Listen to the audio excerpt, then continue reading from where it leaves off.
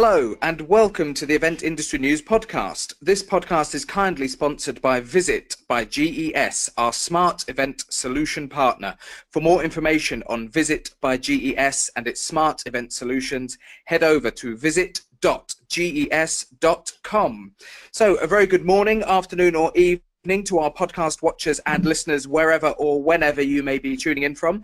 Don't forget to stay up to date with all of the latest content from eventindustrynews.com by downloading the Event Industry News app, which is available for all the major mobile devices. You can, of course, get your opinions to us as well using Twitter via @EventNewsBlog. So today's podcast guest recently hosted a focus group between 43 European festivals and a group of 14 to 16-year-old festival goers. During the session, it became very clear that many of the 43 festivals were on a different planet when it came to providing and understanding their customer needs. So, do organisers really know the best way to communicate with their audience, and should they seek more guidance from their audiences in order to shape their operations? Chris Kemp specialises in human movement and has a PhD in cognitive psychology. He is the author of 12 books ranging from punk and hardcore through to crowd management and education. Chris, a very good afternoon and thank you for joining us. Thank you. It's nice to be here, even though it looks like I'm in prison.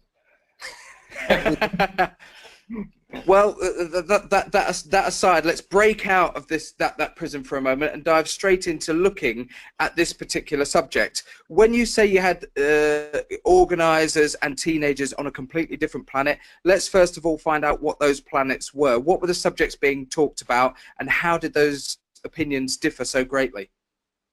I think when you look at pre-event delivery and then you look at what happens on the event and how you clear up afterwards, there are very different feelings by those youngsters than there are to people who are promoting events. I think one of the most important ones which came up was the initial element, which is about the way in which we market to people. Because when we were talking to them, we were talking about Facebook, we were talking about all sorts of different platforms, and they just don't use them. So when we were asking them if they receive the information on festivals through their platforms, the answer is no, because none of the people there realized that they were using different platforms to the one which they were using to deliver their information about the festivals. Now, that's quite interesting in a way, because what it shows us is things are changing very, very quickly. And a lot of people now who are coming to festivals, and a lot of people, if you take Roskilde, for instance, with the accident in 2000, most of the people now who go to that festival won't remember it. Some of them weren't even born then, and others were just children when this kind of thing was going on. So any historical possibilities of understanding why things are done the way they are is very difficult for probably pre-millennials and the new post-millennials, because they are seeing things from a different point of view. And the way in which social media has changed so quickly has meant that many of us are left behind by the kind of things that are taking place and the ways that people are finding out information.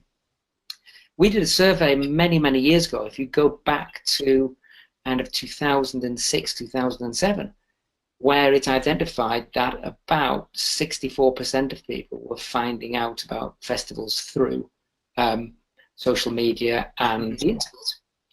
Now it's 100%. It's changed so quickly. And the use of paper and journals and other ways of finding out about festivals is decreasing. I mean, I picked up a copy of Time Out in London this morning, and the way that the NME and other papers are changing is focused very much towards the new markets, to try and get those people to engage with them, to find out their needs, their wants, and the way that we can capture that knowledge and utilize it. But again, as soon as we've captured the knowledge, it changes. So we've got to be one step ahead or with these people as we go through. And it was fascinating. It was Andy Metzger from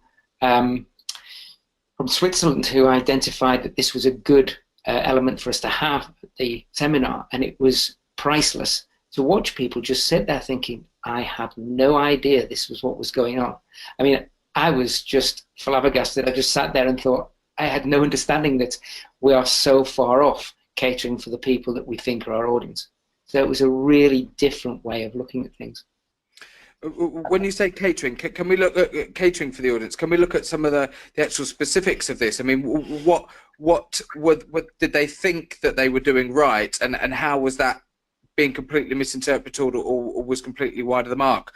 Are we talking about information about how to get into a festival, about the location of various stages? Are we talking about simple stuff or more detailed elements?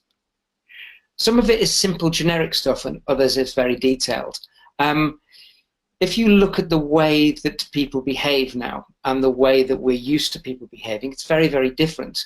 I think the crucial question came at the end, because the question that was asked was, what is the one thing, if you were to name it, that you dislike about festivals? Mm-hmm. And the answer was old men groping us who are pissed or on drugs, and we have to move as far away as we possibly can because they think this is acceptable. And people in the room just kind of looked at each other and thought, this happens at our festival. This happens a lot because people take it for granted that it's their right to do this kind of thing. Yet the girls who were there just said, you know, this isn't what we go to festivals for. Many of us don't drink anymore. So there's a big delivery of people there who don't drink alcohol, who don't take drugs, who want different kinds of food.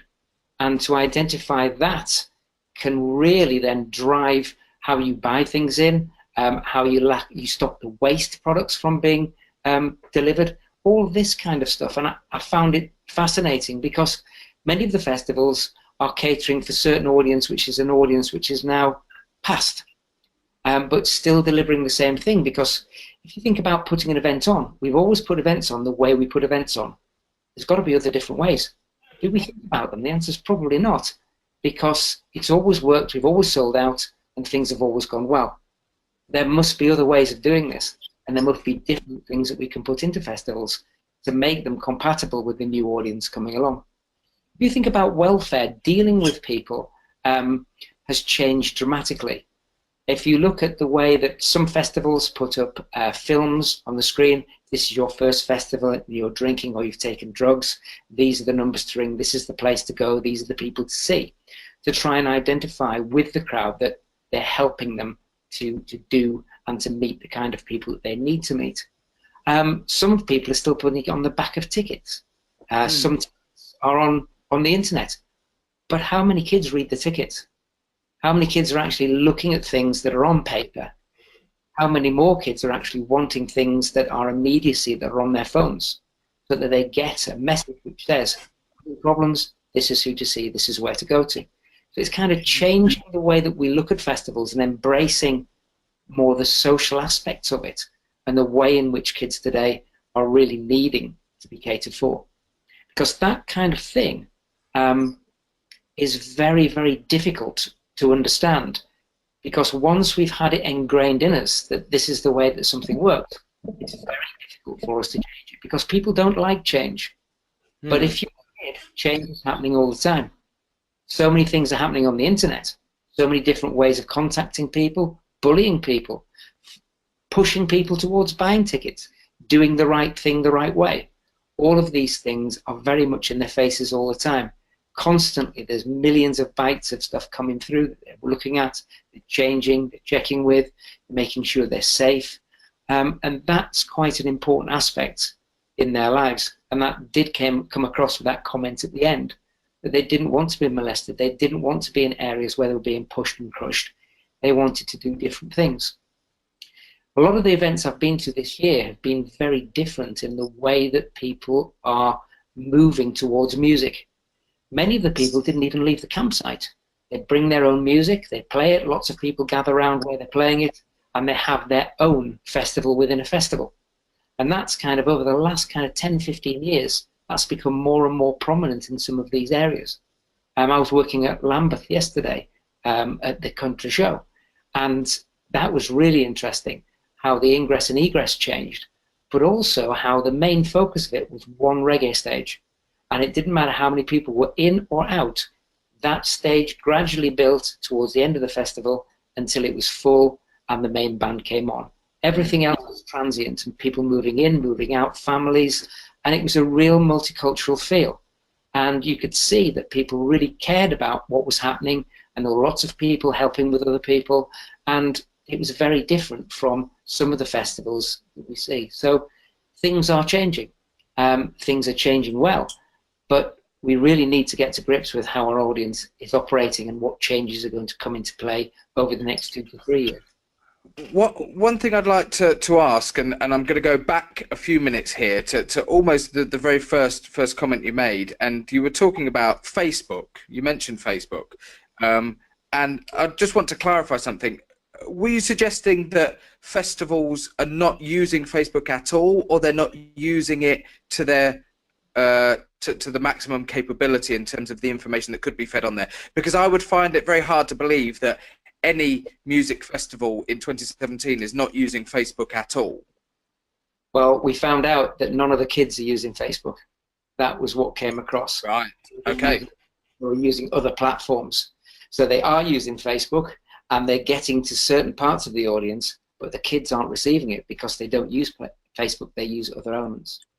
So what we're talking about here is understanding that there are so many different vertical strands of communication now, whether that be Snapchat, WhatsApp, Twitter, various other media platforms, that they are choosing the most popular, for example, maybe using Twitter and Facebook, but not identifying the fact that a large percentage of their audience are getting missed by them only choosing to use those particular streams.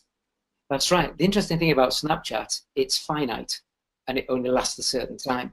And what's happening is people send each other messages and then they disappear because the new messages come in, new things come in. So the actual window to get a message across is becoming more transient. Mm-hmm. And these things are moving all the time, and things are changing, and people are moving on to different platforms.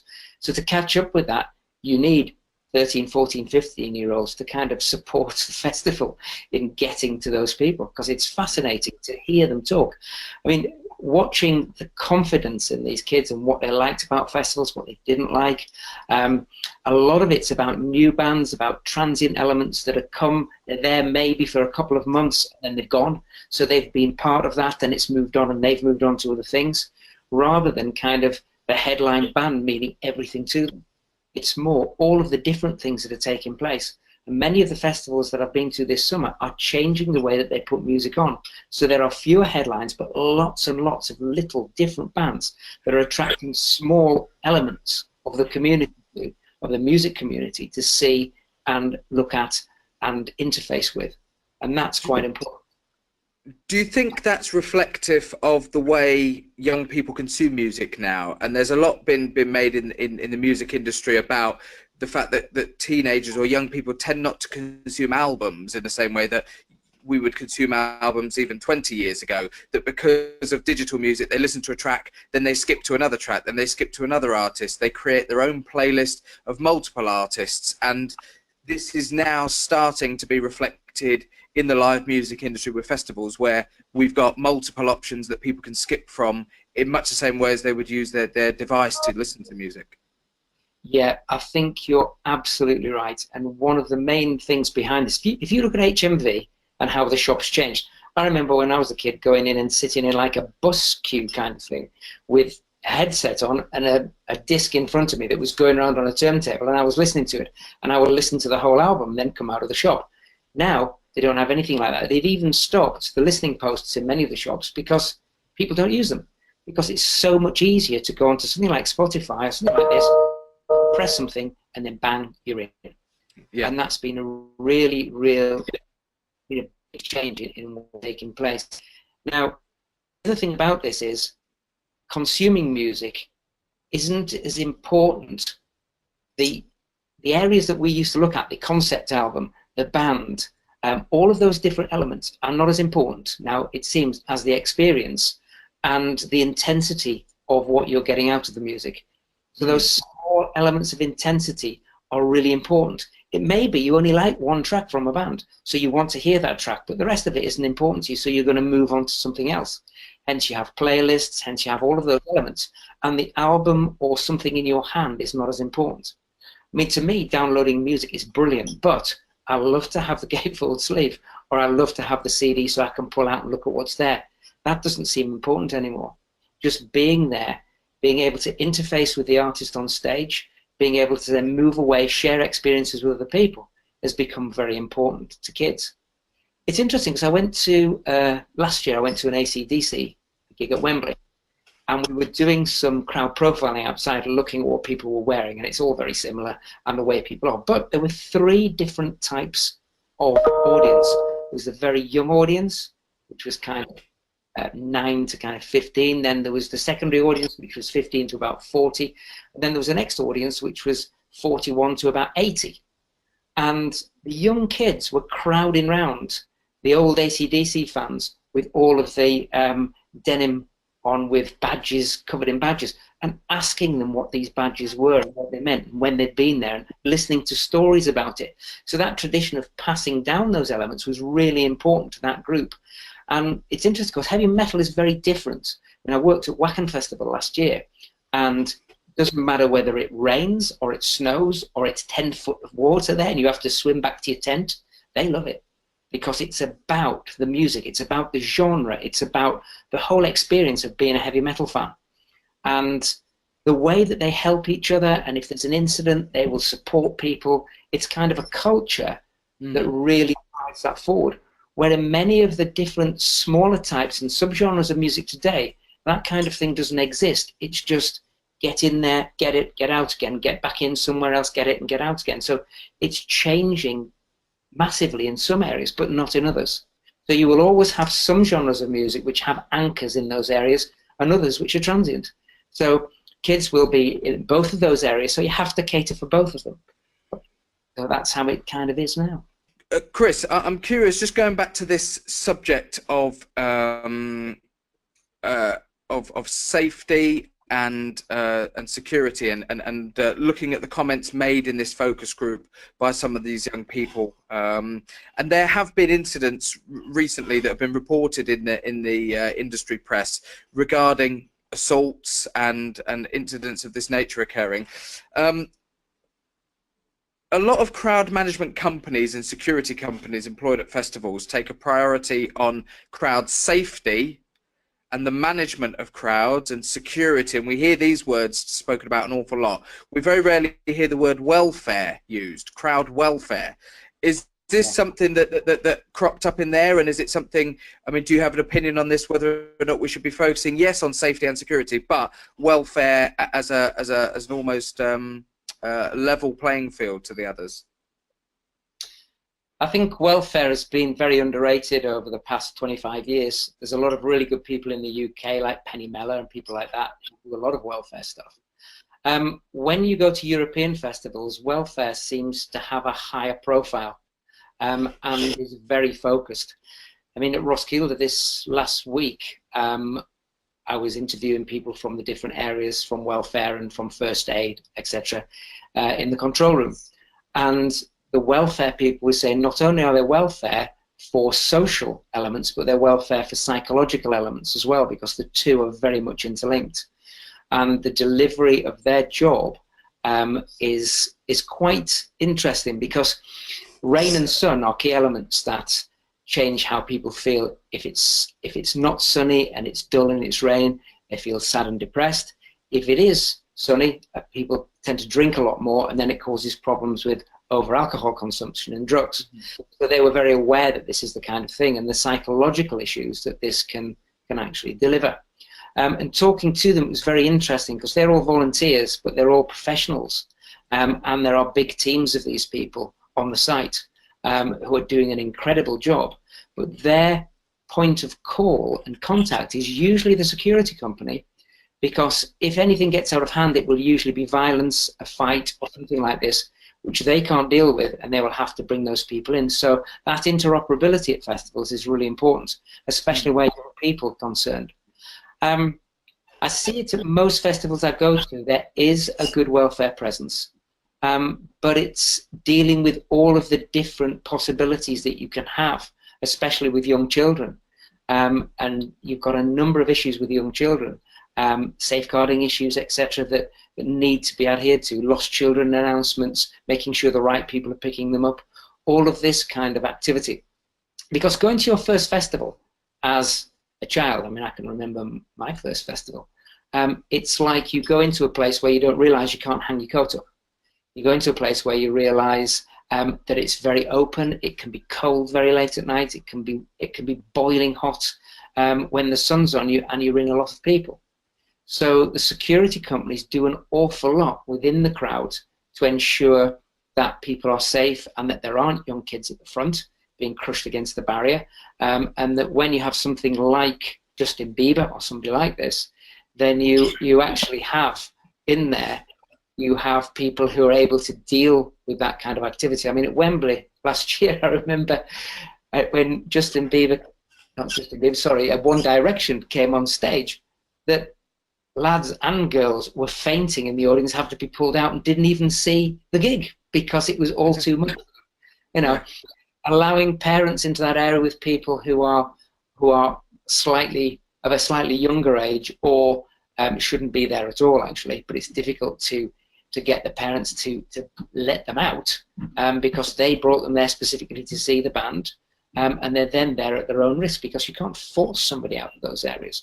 So it's very difficult dealing with that kind of thing, and the security team have got to do that, and the stewards are trying to manage that whilst the gig is going on at the same time. But it's also the issues with periphery, because if you look at something like human spatial mapping, if you send a child under the age of 11 to the toilet and say, meet me back here, no way, because they haven't got a human spatial map system in their head, because it doesn't come in till after that age. And what tends to happen is they'll go to the toilet, turn around to come out, and they won't even know where they are. So it's getting parents and also other people to understand that on the periphery of the event, there will be lost people. And once at a major outdoor arena, Greenfield site, 8 years ago, had 3,500 people left at the end who didn't know who they'd come with, where they were going, what they'd done, what their phone number was, or where they lived. And that's because this is a big deal for kids. You know, you come into a festival, it's huge, and it's something that's very different. And at the end of the night, you're going to get that kind of thing that you have to deal with. So welfare is really important. It's nobody's fault that it happens, but it's just it needs to be dealt with at the end of the night. And I've known welfare people who've been there till 4 o'clock in the morning dealing with this kind of thing because it's such a big issue. Well, that I think extends into not just children, but young adults as well, and even up to the age of 18, 19 years old. And the reason I say that is that I can reference it because I have 2 young children of my own. I have a 14-year-old and an 11-year-old son, 2 boys. And over the years, I've heard a lot of different people say, oh, kids today are not as streetwise as we were when we were growing up, because they've got access to instant information. They can find bus timetables on their mobile phone. They don't have to walk to the bus stop and know how to look at a bus timetable on an actual bus stop.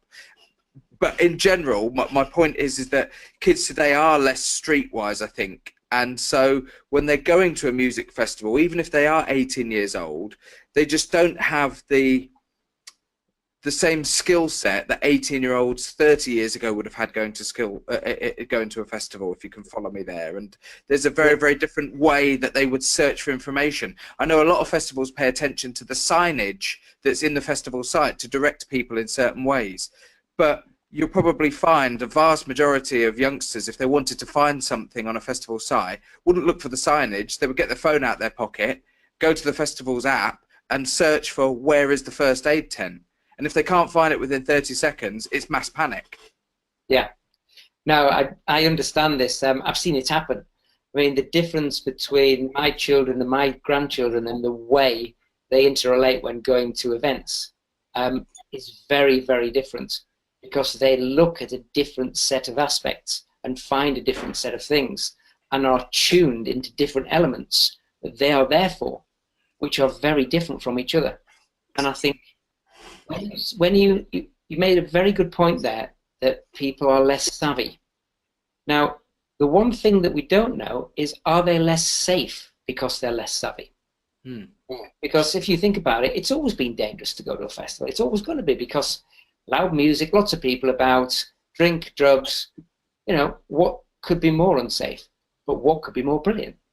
You know, and it's trying to find that happy medium between how we deal with this kind of thing. Because the last thing you want is the old type of security and crowd management at events, where it's, you know, like the kind of bouncer type that is there to protect the stage. Not the Hells Angels with the Rolling Stones, you know. You know, and that's not what we want, because over the last 15 years, we did a piece of work many years ago and asked how safe people felt at the front of stage with the security teams that were on. And it came back that about 46% of people felt safe. The last time we did it, it was 100% of people felt safe.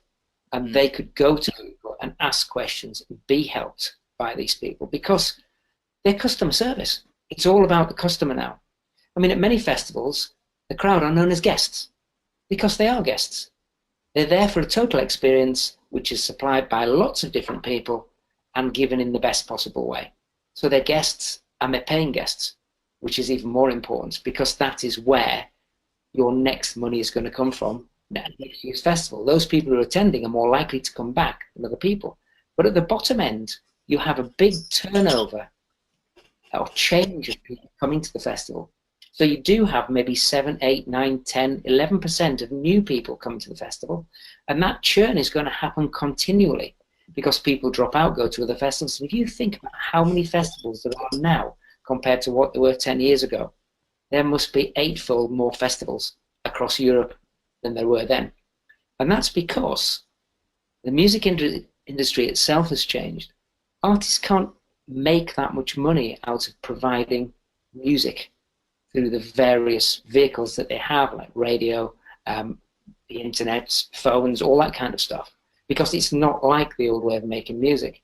But what they can do when they go live is they can charge big ticket prices to bring people in to make money, and that's what it's about. So, but the other thing about it is you cannot replace a live performance.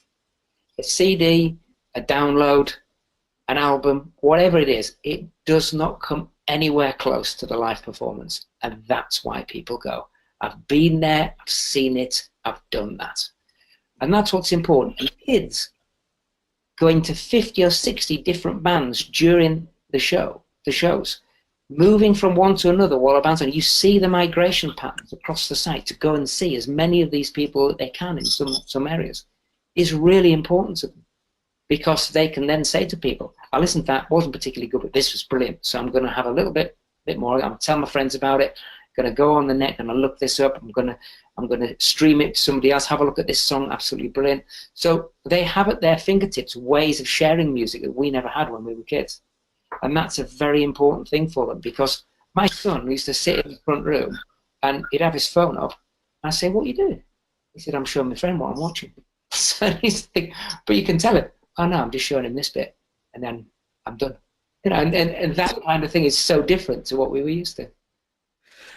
Having established and having realised that there's this issue, following on from this focus group that you did, what needs to be done, what is being done, and how have you been able to react to that focus group in the short term? Difficult in the short term because it happened in January. But what we did do is we shared with people what had come out of that group. But we've also been working with some of the festivals to produce a questionnaire that they can ask youngsters this year on their preferences and the kind of aspects that they're interested in. The other thing is that we're putting together a final questionnaire which will then go to our next Yes seminar group, which is in Germany, the Reeperbahn Festival, and we'll be looking at that and giving it to people to use if they wish to do so, so they can find as much information as they possibly can about their kind of audience. Also, we put some information up on LinkedIn, and there's been other articles written on this that have gone out all over the web so that people can access it just to see what happened at that seminar. Because out of this one coming up, well, the one after this, in Holland at Noorderslag, Eurosonic Noorderslag, is our 25th seminar. And out of all the seminars that we've done, I think this was the most groundbreaking session and the most interesting session that we've ever had, because it just showed that we don't know it all. we know a lot, but we actually don't know everything that's going on, especially at the bottom end. Because people's tastes are changing, the way they access music is changing, the way they buy music is changing, and the way they want to interface with it is really important to them. Because music has always been the key thing that binds people together, and it will not change, because memories bring music back to you, and music creates memories, and all of that kind of thing. So music has a massive part to play in the development of the way that people grow up. And I think that's such an important thing. What you read, what you do. Some people are totally immersed in everything. It's all online now. You can get to it very easily, rather than having to buy the NME or buy Sounds or whatever it was in those days to look at what was going on. You've now got total immediacy. You don't have to wait for a TV program. If you miss anything on the TV, you can access it again. So it's really in your face. It's there and easy to access. So people are there 24/7 looking and listening to music. One tying in some of these various elements together, so the subject of communication, the subject of security, welfare, safety. There was an incident which I'm sure you're aware of that has reportedly took place during the Lovebox Festival in London's Victoria Park last weekend, where the security staff, or a member of the security team there, has had an allegation of sexual assault made against that member of the security team by a festival goer who's given a very, very detailed and what appears to be, a very coherent account of what happened and what her experience was. And if that's the case, obviously it's not something that we want to see, and the festival at the moment are investigating it and investigating with their security provider. On that subject, with that story now being out in the public domain, and various other stories, and this experience, as was highlighted in your focus group, of young females feeling intimidated or under threat, or that these instances happening, how do festivals work to communicate that they are safe to people, to reassure them? Because when things like this spread and go viral, for want of a better phrase, it can instantly create bad reputations. It can put people off going to certain events. How can the festivals work hard to actually communicate that they are taking a hardline approach to this? Because if they can communicate that they're actually clamping down and they're taking very, very positive action against it, that's going to reassure people, isn't it? So I guess what I'm asking is, how are they addressing that? And more importantly, how are they going to address the issue of how they communicate their action to their audiences?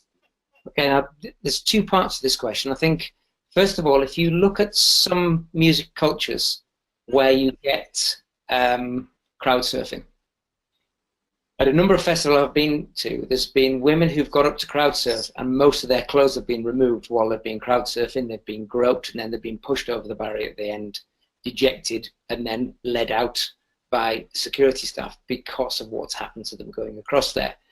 So some audiences, in a way, are delivering this kind of elements because they feel it's part of their culture. So that aside, one of the things that did come up in the seminar was that a number of the festivals asked what they would like to see, what the respondents would like to see the festivals do to support this. And the key thing that came up was to have points of contact across the festival site where if you were molested or there was a big issue, you could immediately contact and somebody would do something about it. So this summer they were looking at that in parts of Europe on how that takes place. How do you get in contact with somebody? How do you show that there's somebody there that you can go to? Because the only way that you can stamp this kind of thing out is by naming and shaming the people who are doing it. And the only way to do that is quick response. So that as soon as something's happened and you report it, somebody's there and they're on it and they're taking that person away for questioning to find out why it happened, what happened, and what the two stories are. So there are a number of deterrents as well you can use. I mean, CCTV is a huge deterrent, because if you've got CCTV pictures, then of all of the sites, I mean, some sites are so huge that it's very difficult to do that. But where you would most expect this kind of thing to happen, then you have evidence of it happening as well if it's reported. So if somebody just reports it for no reason, then you go on to CCTV and say, well, where is it? You show me. You can see you coming over there, there's nothing happening. Or, yes, we've spotted it, we've identified the person, and then they'll look for the person in the crowd, bring them in for questioning or whatever. It's not, I would say it's a rare occurrence, but it's not. It happens a lot.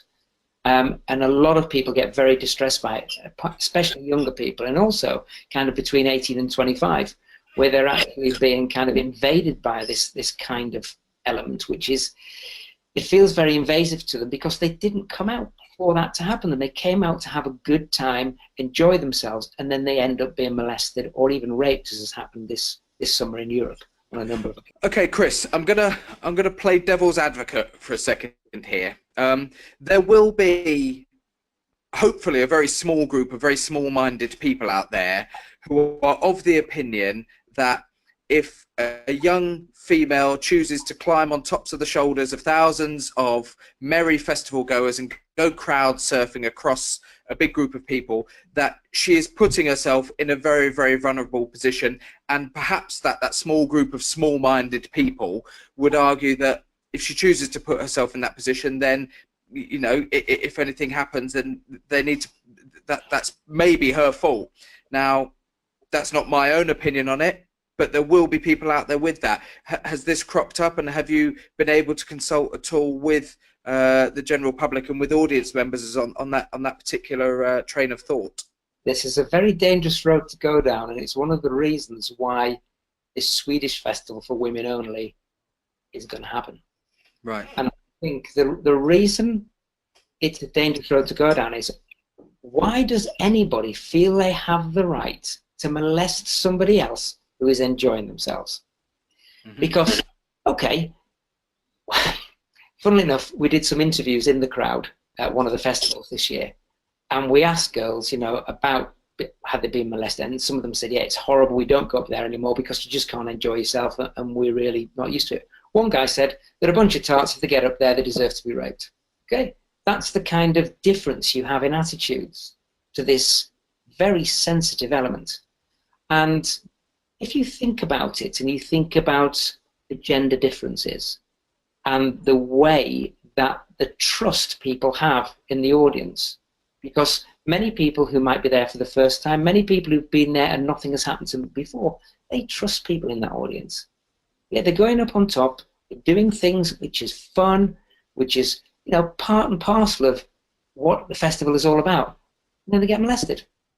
Now, is this a fair thing to happen? Anybody can say, you know, looking at somebody walking down the street, say, look at her, what she's got on, she's asking for it. Now, that's just self-expression that they're doing. I mean, my daughter has blue hair and wears very strange clothes, but that doesn't give anybody the right to come up to and molest her. You know, she's just being an individual and showing what it's all about. And it saddens me to see that it's got to a stage whereby people are saying this kind of thing, because this shouldn't be in festival. There's no place for it. And people should allowed to be individuals and allowed to do what they feel they want to do in those areas within reason, but not that it crosses boundaries that are not part and parcel of the norms and values of our society. Sorry, but I feel strongly about this. Absolutely. And going back to this point of reaction times, again, I'm referencing the allegations surrounding Lovebox last weekend, which, looking at the account given by the young lady in question, she stated that it took over 40 minutes for her reports of the assault to be addressed. And claimed that if the same urgency and seriousness that was applied to drugs was issued for assaults and derogatory attitudes towards women, perhaps the problem would be less severe. So is there appears to be in the wider instance, I don't know what right way to phrase it, but festivals are not reacting as quickly and as strongly to these reports as they should be doing. No, you're absolutely right. And if you think about the terrorist attacks that have taken place recently and the quick response times of the police to those, who've done an incredible job. If something like this happens, people don't take it seriously. But it's really serious to the people that it happened to, and the response time should be as quick as possible. So it should be there then immediately, and we have to find some way of enabling that to happen, even if it's a series of response teams who are there on site for 4 or 5 reasons. And one of those reasons, if somebody is molested, they're there immediately. And they're radioed, and they go to the response point, and they talk to the person, and they make sure they get the person who's responsible for it. That response time is really important. And at one of the festivals I was at this summer, the police were talking about their response time to an incident at that festival.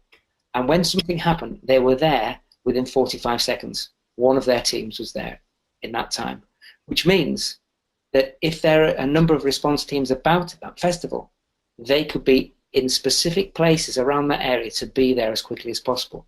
The only difficulty is if the site is massive. If you've got 120,000 people on a site, and it's like a small town, or as Roskilde is, for instance, it's the 3rd biggest city in Denmark for 5 days.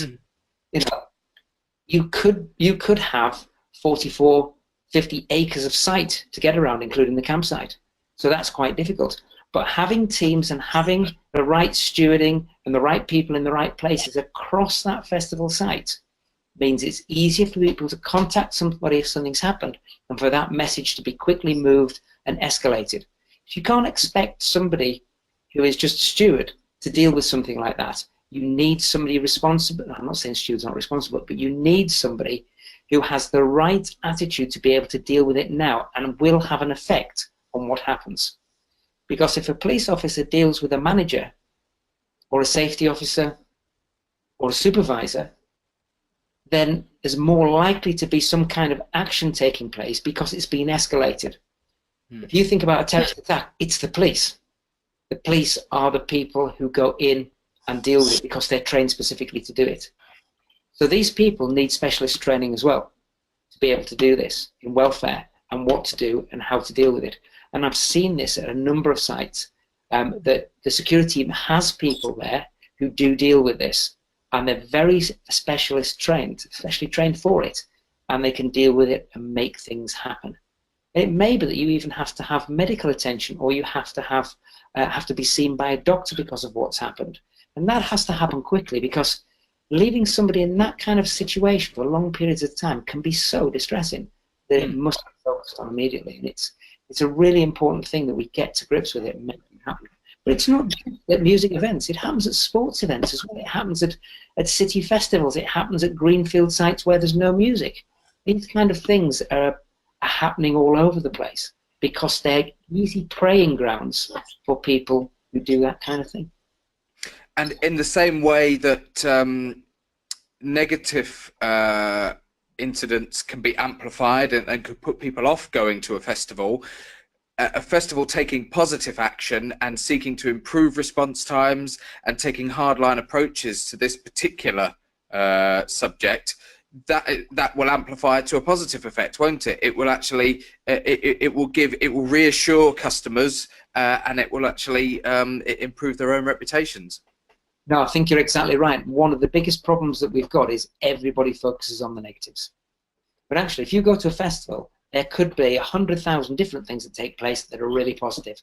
One negative thing's happened, and the security team are focused upon immediately. And they forget everything that's been done to make the festival a success. There'll be one thing that went wrong that is focused on. If it's something like we've just been talking about, then that's rightfully the right thing to do. But if it's not, and it's just a small issue that's been blown out of proportion, then that isn't the right thing to focus on, and the positives need to be developed. But you have quick reaction times, places where people feel safe, places where they feel they'll be listened to and heard, then that kind of thing will get around festivals really quick, that it's safer to go to places than it is to other places. And people will vote with their feet unless everybody joins in and makes those festivals safer.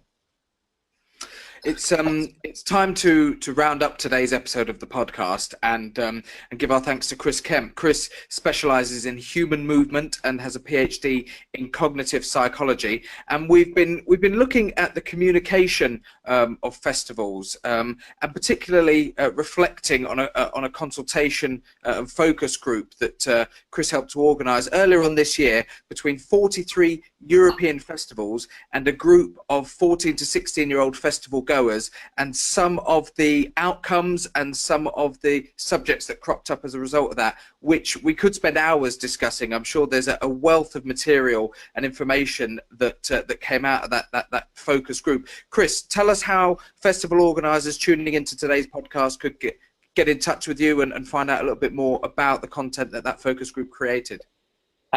You can contact me on our website, which is www.momconsultancy.com or chris.kemp@momconsultancy.com. Or you can phone us on 078 34140 598. Or you can join Europe and come to our Europe seminars or YES seminars, or you can come to the Open seminars, and the next one of those is in Hamburg at the Reeperbahn Festival in September. So people are welcome to come along. There are only 40 places at this seminar, so people are signing up at the moment. So if you want to come, please feel free to sign up, and you can do on the website.